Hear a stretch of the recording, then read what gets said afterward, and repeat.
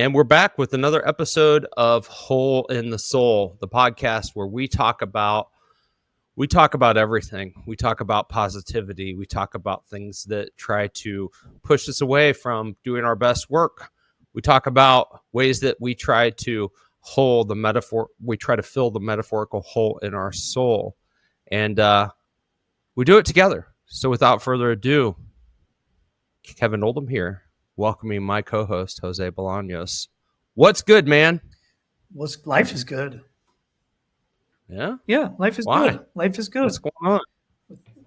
Because we're alive? I mean, that's the starting point, right? Oh, man. Everything. It's all good. Woke up today.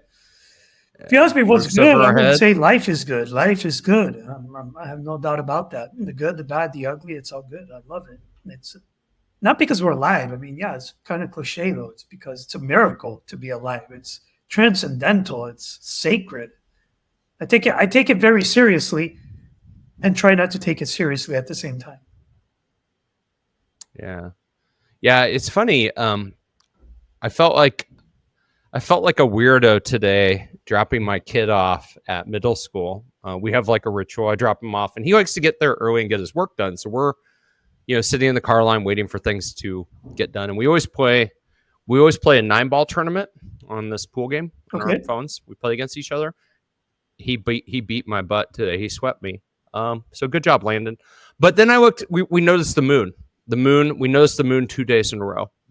We noticed that the moon was up yesterday.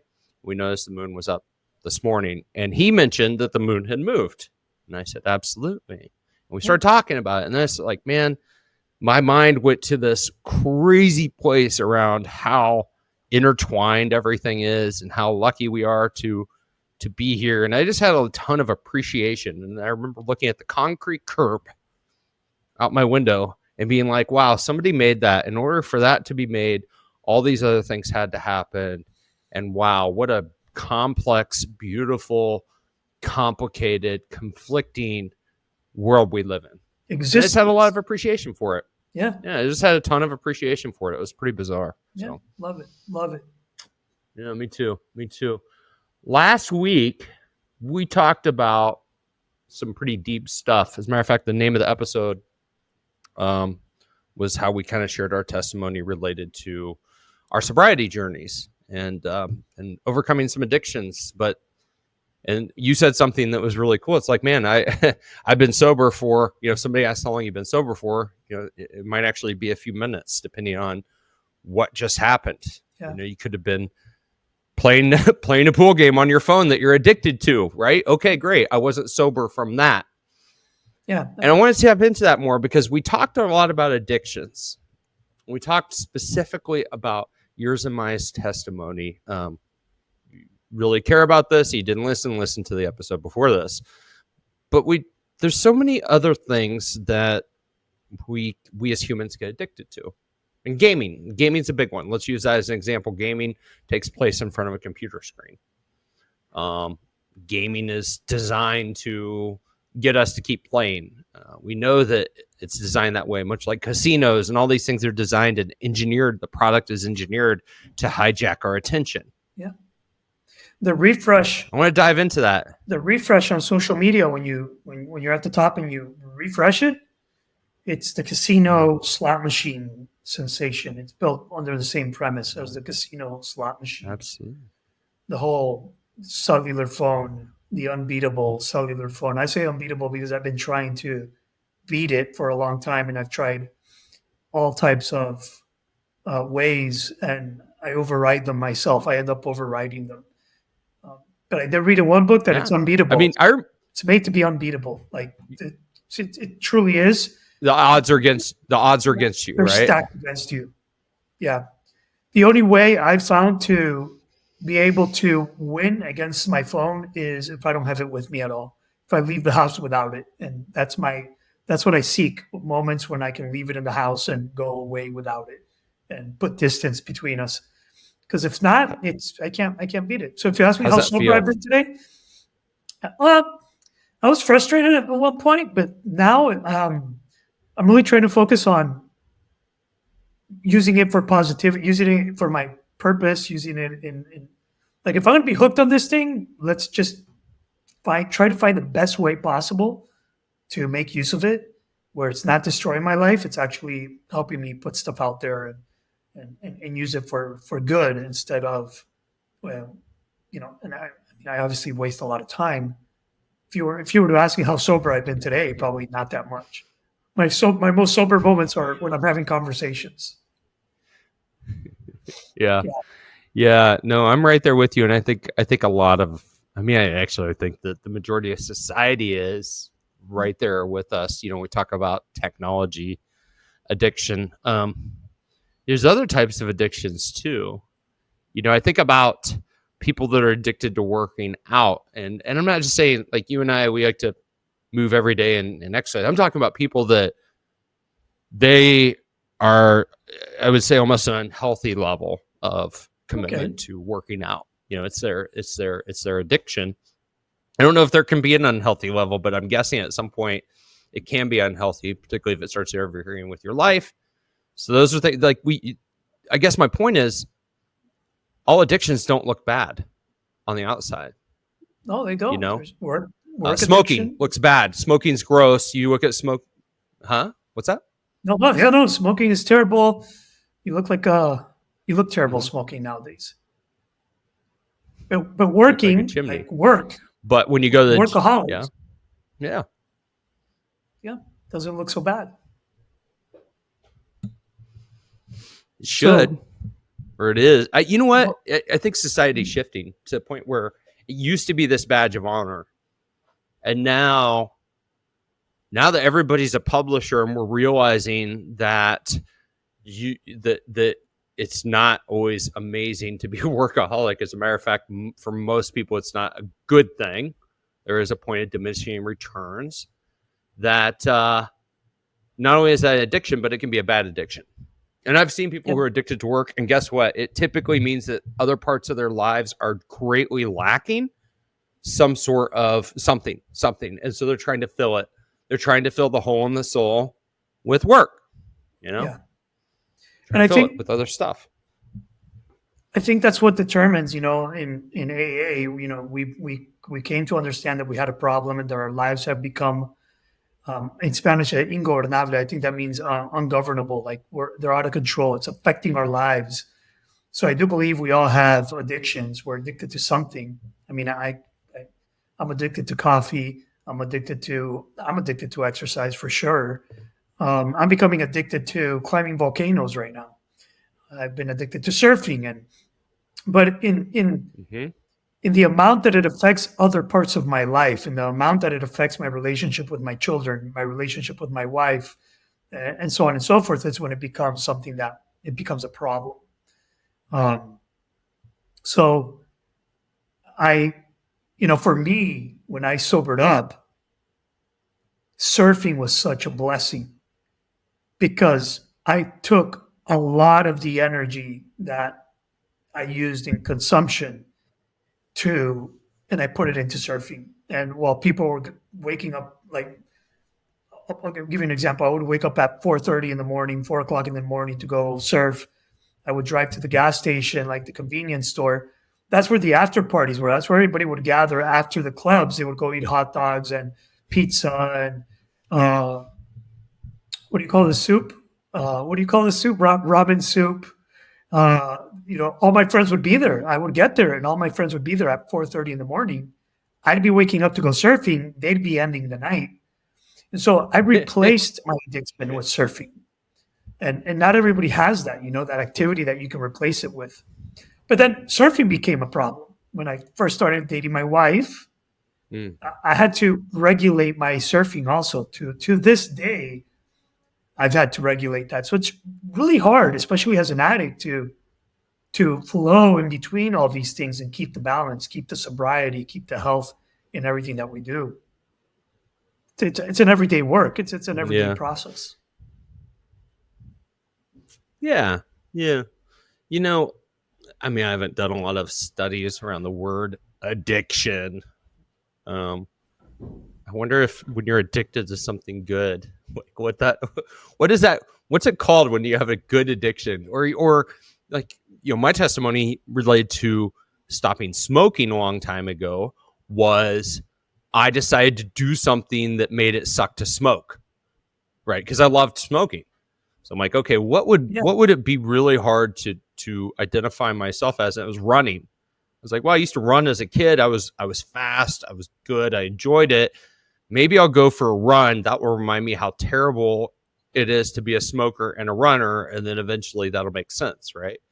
And it did. But then I backfilled one addiction with the other, and then I became addicted to running for a period of time until it no longer served my body, which is kind of interesting. And guess what? I probably did some damage to my body, although not as bad as smoking, through my endurance running, through all my marathons, triathlons, all those things. So I don't know. It's weird. Like I guess there's different degrees of addictions. I'm pretty sure there are. Some can be very, very bad and impactful in your life, and some of them are just things that you need to be aware of before they start causing issues in your life. But I think that's the point, that an addiction, if you're aware that it's causing a negative impact, you're able to manage it. You're able to course correct. You're able to let it go and focus on something else. But an addiction, I don't know if there is a good addiction. I mean, there's good behaviors, there's good habits. But I think what makes an addiction, and I'm not a professional here either, but this is just me, how it makes sense to me, is that I'm incapable of not doing it. I'm incapable of choosing something different, and it's affecting the balance, the relationship. I'm getting red flags from my family. I'm getting red flags from my health. I'm getting red flags from whatever part of my life because of this behavior, because of this tendency. Right now that we are climbing volcanoes, we decided we weren't going to do any this week. And we're going to rest this weekend. And by the middle of the week, I'm jonesing. I'm literally scratching an itch. Dude, I can't believe I really want another volcano this weekend. And then my friend, I guess he was going through the same thing, because he wrote to me. He's like, hey, so are we climbing or not? We had already said no. A few days ago, we already said, yeah, we're resting this weekend. While I'm scratching the itch, he writes to me and he says, so are we climbing or not? And I immediately was like, that was a green light. I called the guide. I'm like, hey, are you available on Sunday? He's like, yeah. I'm like, okay. And then you guys are climbing this weekend, aren't you? Well, you're climbing, aren't you? I still had to ask my wife, hey, babe, can I climb this weekend? Can I climb this weekend? She's like, yeah, sure. I'm like, okay, good. And then I set it up and we're climbing this weekend. Dude, look at that. That's addict's mind, but on something good. We talked about last week around how with me and MDMA, when it first came out, ecstasy, in the late 90s, 25 years ago, not when it first came out, but when it hit mainstream America and everybody was using it. It was so bizarre. And we would plan all freaking week around our activity, and in that it was consuming ecstasy. But that's the dopamine. It was we would even go get these shiny shirts at the mall, right? Go get these party shirts, that are hilarious. I wish I had more photos of me in them, to get prepared to go out. And I'm like, you just did the same thing with your volcano. Whether it's your shoes and your issue with your shoes, or whether it was you and me in Houston, when you're in the outdoor section with your hat on, trying on all this stuff, getting ready for your volcano, it's like consuming, right? You're thinking about it. And so what is that about addictions? They take over our thoughts during the week when we're not doing them. Well, it's crazy, good or bad. There's an obvious chemical element to it. That's dopamine. Man. Dopamine, people think it's a chemical of pleasure, but it's not. It's the chemical of more. It's the molecule of more. Dopamine is what's getting you to do all that work, all that preparation, all that, what I did yesterday, the jonesing for it, the preparing for it, the buying the shirts to go to the party. It's the activation towards the reward. It's everything that comes prior to the reward. That's, you're driven by dopamine, and there's a basic chemical element to it. And even work, you make a sale and you want to go sell some more, you want to go do some more. But again, here's a very important part, that today I feel that if my wife had told me, no, fuck it. You're not going climbing this weekend. Like, you said you weren't going. I could probably have said, okay, I'm not climbing this weekend. Right. And that it would have been like, yeah, no, but I gotta go. Like, no, but why won't you let me? I would have fought with her. I would have been like, you're so like, I would have made it an issue. I turned to her and she Yeah. said, yeah. And now she gave me the green light. Yeah, let's go. Rock and roll. But plus she's going to There New was York just this such. month. She's going to New York with Well, that helps too. oh yeah. That helps, I get wife right? miles. She wife miles, Oh, exactly. yeah, Exactly. wife Oh my miles. gosh. But You know, go ahead. one of the go ahead. One thing I just want to say one more thing that when I got married and I was maturing in my relationship and surfing was a big issue, I coined the term guiltless surf trips. My goal is to have Tell me about that. it was how do I go surfing without feeling that I'm neglecting another part of my life. So one of my clients just said the same thing. He's like, I realized that if I'm not attending my work right, I'm not attending my personal one. Like if I don't attend this right, I can't attend this right. So to have guiltless surf trips, I have to feel like I attended everything else right, so that I can do that, so that I can then lean into surfing without feeling bad about it. So as long as they're guiltless and my wife is on board and my kids feel that I'm not neglecting them, I feel that maybe it's not an addiction, it's a behavior, it's a discipline, it's a ritual that I have that I can benefit from, that I can use. Yeah. Yeah. Yeah, no, I feel the same way about my things that I do. Like, if I think about a weekend, which is kids are in school, right? Both of our kids are in school. We maybe don't see our families as much during the week as maybe we do on the weekend. And it's a time I maybe want to go skateboarding or go for a long walk or whatever. And always make sure that the other parts of my life are cool with that. Even though that's for me, it's for my mental, my physical health and all those things. And I guess that's a long-winded way of saying that we always got to balance these things out, right?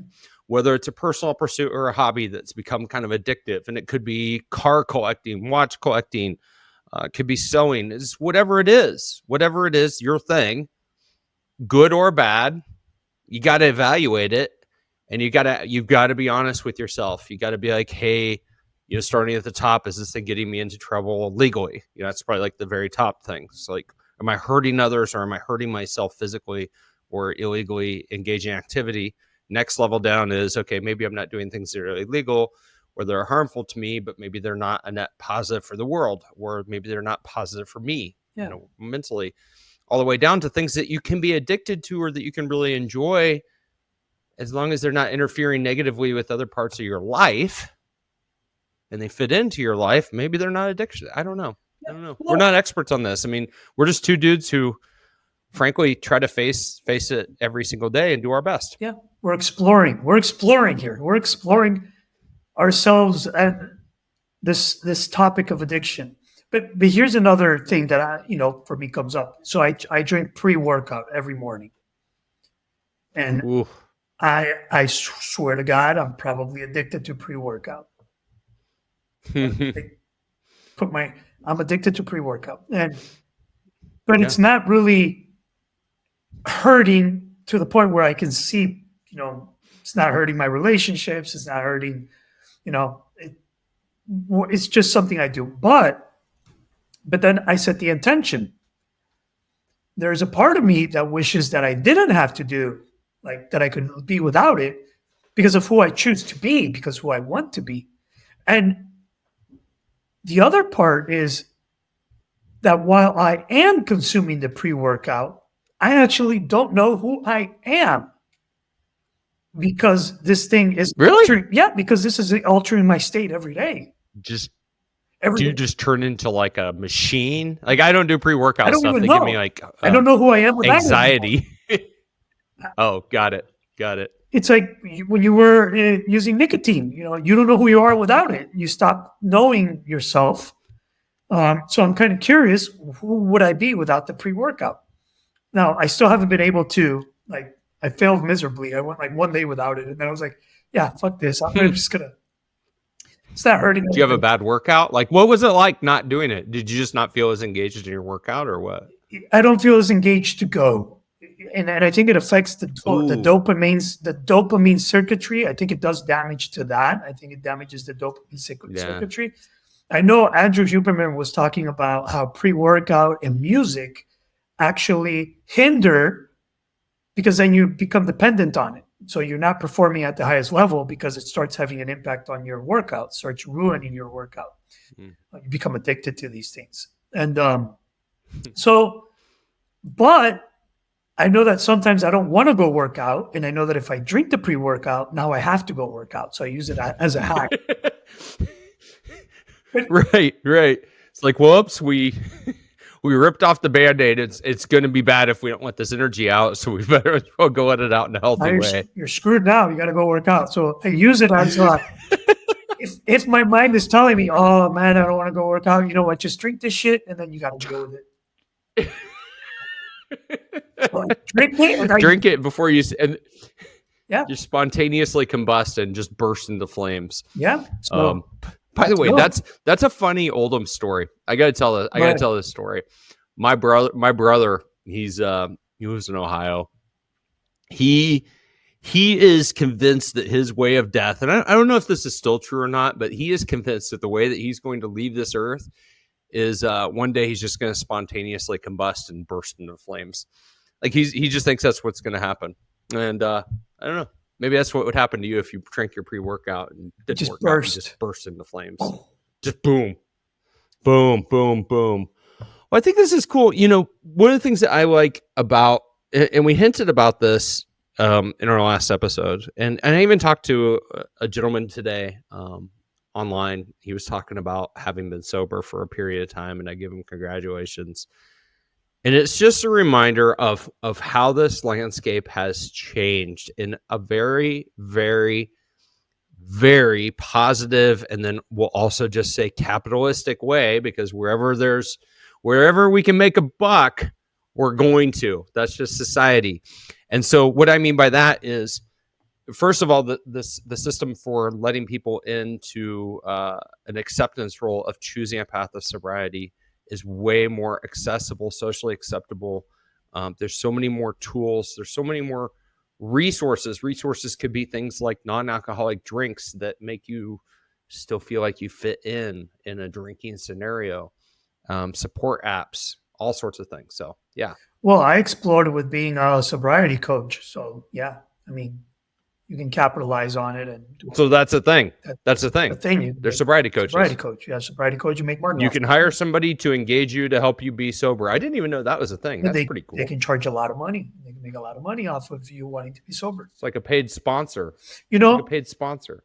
here's one very cool thing I used to say. I'm your sponsor. So I'm your sponsor as long as you've got a pulse and a credit card. I mean, yeah, that's what a I sobriety got you. coach is. You keep on paying me, I got you. I got you. Just as long as your check's clear in the bank. That's pretty funny. All right, What? keep going, man. What's up? That's coaching in general, man. That's why seriously, when I have Coaching. clients No, I know. that struggle, I still got them, bro. Like if I have clients that have Yeah, I invested know. time with me and resources Yep. for a while, I will not turn my back on them when their credit card doesn't swipe. But that's No, I just feel me. you. I So, feel you. so I've said one thing about AA, the groups, the 12-step groups, and it's that they are by far the greatest freaking masterminds out there. There are no masterminds better than the AA groups, at least from my point of view. First off, they're free. Is there free? Free. I was gonna say free. Free.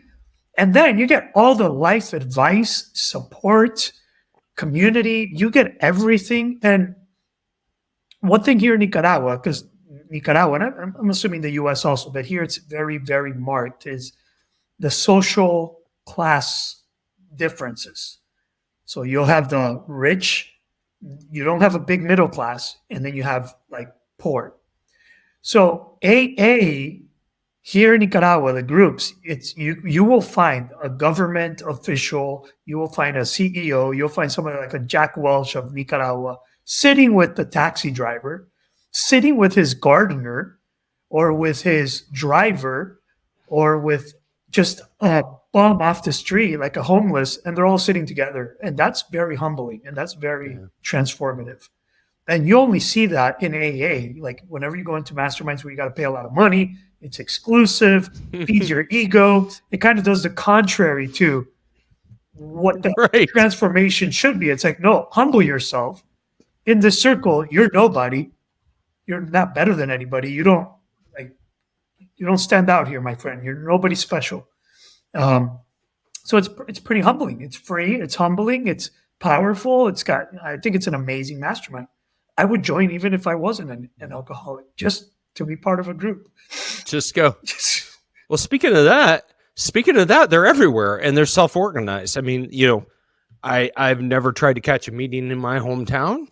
And my guess is if I felt like I needed to, within an hour or two, I would be able to attend a meeting. Yeah.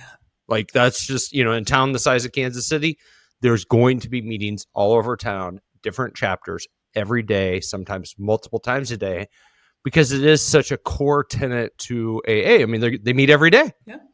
I don't care if it's Christmas. They meet every day, don't they? I think so. Every day. Probably. Every day. Every day. Every day. Especially on Christmas. Probably, especially on holidays. Those are like at-risk days for a lot of people. Yeah. Yeah.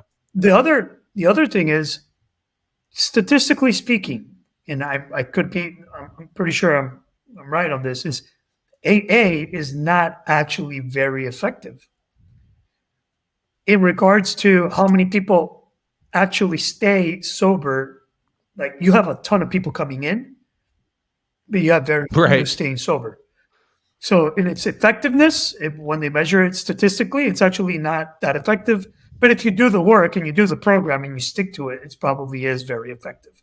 But there's probably people going in and out so much that it ruins the numbers for the whole program. So, for starters, the Big Book claims AA has about so the Big Book is the book written by the founder of AA. What's his name? Wilson? No, what's his name? Bob and Bill. Bill W. That's it. Bill W. The Big Book. And it basically, I don't know if this is effective because I don't know if this is true because I don't believe anything I read online anymore. Actually, you know what? I do believe Stanford Medicine, who we're seeing about anywhere online, you're seeing 50 to 70% effectiveness. That's not bad. That's what it says. Not terrible. I was thinking worse. The program? I was thinking worse. I don't know. We'll have to find the official information. That's the other thing I think that's kind of cool. It's like there's just more information available about addiction. We have more. If we use somebody like Andrew Huberman, somebody who's taking stuff that I think you would typically find in a medical journal that's very boring for the layperson to absorb. And the first thing I did when I looked at this, I'm like, oh, Stanford, it's a white paper. Oh, yay. It's not that fun.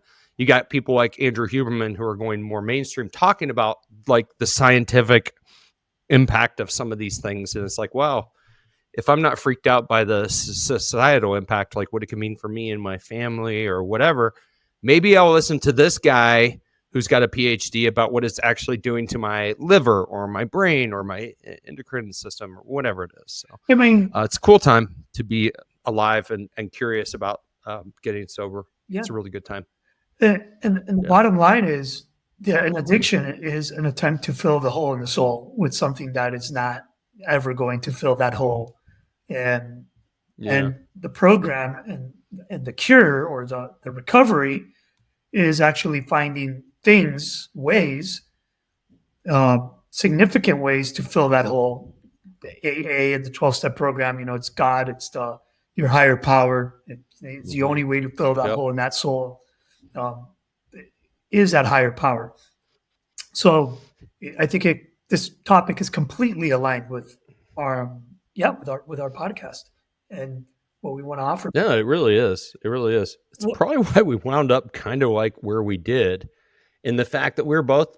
I'm going to say I'm still messed up. I'm going to say you're moderately messed up. You're a little moderately better put together than I am, but we're still like broken souls, right? You can't. Everybody is trying to find your way. I want to be more messed up than you. The only reason I'm saying I'm more messed up is because I feel like I've partied harder than you ever did. Like I pushed the lines. I pushed the lines harder. I'm being challenged. I You feel disagree? challenged. I feel challenged right now. I know. I I feel know. like, I oh my, know. Who's the bigger what? mess up Who's the back bigger? in the day? Yeah. What are you talking about, Who man? was the bigger mess up back in the day? I partied I don't know. harder. I wish I could have introduced you to my 27-year-old self. You would have found that guy fun. Yeah, I wasn't scary. I had friends that were scary. I had friends that literally you'd say, dude, that guy scares. Like partying with that guy is scary. So yeah, I wasn't that scary. Yeah. I do I want to share one other definition, not definition, but one other take on behaviors that my mentor used to say is when you do a behavior, when you act out in a behavior, did it choose you or did you choose it? And to me, that was wow, blew my mind. Did I choose it or did it choose me? So did that bowl of cereal at the end of the day, did you choose it or did it choose you? The bowl of cereal chooses me every night. After dinner, I smash. This a client of mine says smash. He smashes a whole box of cereal after dinner. I used to destroy cereal, No, man. I I can't. We destroy won't cereal. keep it in the house because I will destroy it. Yes, the whole box gone. I get it. I'm guilty. Guilty, Yes. yeah. Cereal is Do you do the same thing? drug of Do you choice. do the same thing? Drug of choice. At the end of the day, destroy. What's your smash. favorite cereal? Dude, I love Fruity Pebbles, Captain Crunch. Hmm. I just finished Captain Crunch. I like today. Dude, let's talk about Captain Crunch. How did they make the yellow parts like rip off the roof of your mouth? Like that's the only thing I don't like about Captain Crunch. You eat a whole box of that, your mouth will be bleeding if you haven't had Captain torn Crunch apart. since you were a kid. Torn Like apart. what? Yeah, it's just destruction, man. Yeah. I feel like the ratio of blueberries or the berries could be like twice as much in Captain Crunch. Like there's not enough They could do better. berries. But anyway, you know what's funny about this? Here's proof that we live in the Matrix. I literally read, we're a visual podcast, blah, blah, blah. I said this. Check out this hysterical article that I read earlier. And this, Jose and I did not plan this. I don't even know why this caught my eye. Kellogg's CEO called out for suggesting people hit by rising food prices should eat cereal for dinner. So literally, the CEO of Kellogg, like you and I are talking about cereal. I don't know if you saw this article or not. This is in my search history from about 2 hours ago. And I'm like, huh. And it literally talked about what we were talking about, like how comfortable it is, nostalgic to, pound an entire box of cereal. I'm like, man, we live in the Matrix. Well, yeah. You and I, sir. Remember, We're just cogs in the machine, man. Remember, I live in Nicaragua. You guys oversize everything in the U.S. Even that picture of the Frosted Flakes was giant. The giant Frosted Flakes. I'm afraid to order. What do you guys have? Do you have little boxes of Frosted Flakes? You don't have the family size that's like, yeah. I can down one in one sitting. Small box. That's not enough. That's just like a shot. You need like a whole meal. You got a whole society addicted to food. Like I'm scared. Oh, I know. When I go to the States, I know that I'm going to order food, and I know it's going to be a ton of food. It's going to be beyond. Yeah, you're going to come back heavier. No, we're way over. We're a very unhealthy country. Yeah. When it comes to food, like, you drive through. I mean, you grew up. For people who don't know, Jose spent many, many years. Well, not many, many. How many years were you in St. Louis? Did you live here? 5. So he spent 5 years in St. Louis, Missouri. Dude is like pretty Americanized. And you remember, but even now more so, like when you and I were in Houston, there's restaurants everywhere. Everywhere. Most of them are not healthy. Very, very few restaurants are like really concerned about, the health aspect because most Americans don't care. Yeah. Average American doesn't care. It's sad. It's sad, We're sad. So we have a lot of food addictions. A lot of food addictions here in the United States as well. Addicted to food. And they're just trying to fill the hole in the soul.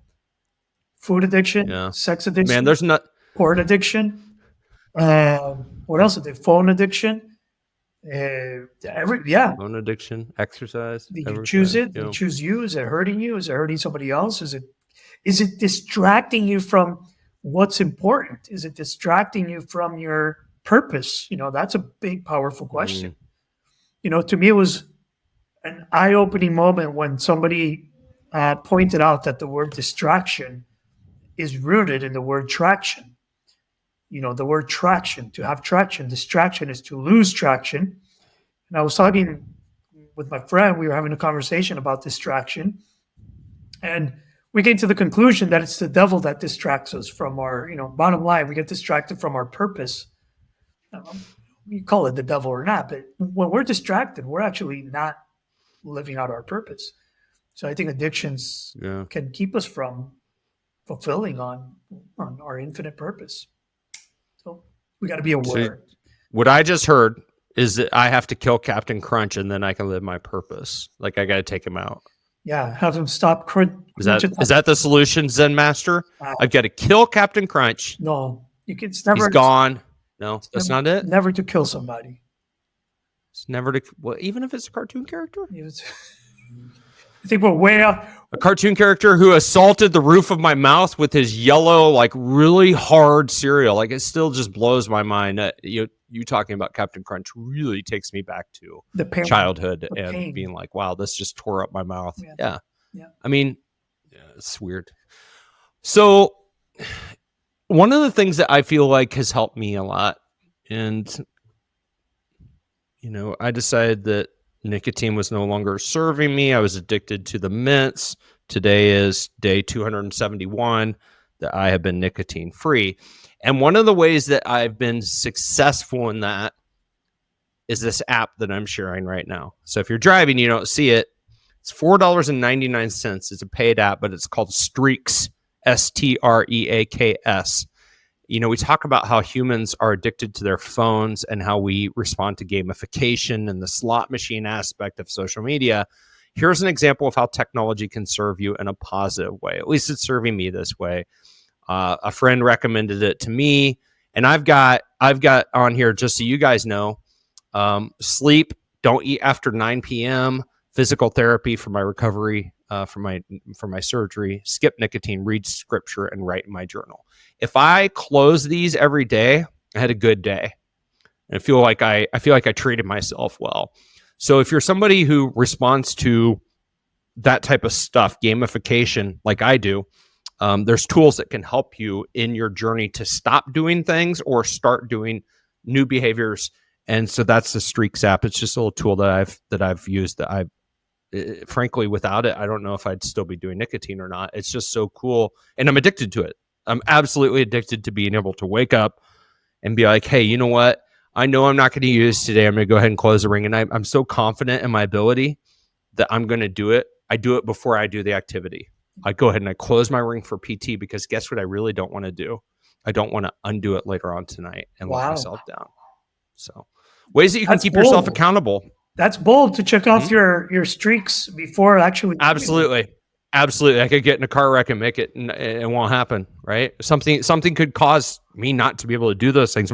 Those are non-negotiable for me. My physical therapy, these are the only one that's proving the only ones that are proving to myself, data-wise, to be negotiable are writing in my journal and eating after 9 p.m. I did it last night. I woke up after being asleep for about 10 minutes, and I was like, wow, some food will help me go back to bed. And I did it. And I'm not proud of it. So tonight I'll give it another shot. What did you eat? I want to be addicted to not eating after 9. What did I go eat last night? I had the bananas were still green. Usually that's what I eat, but we just got bananas. They weren't ripe yet.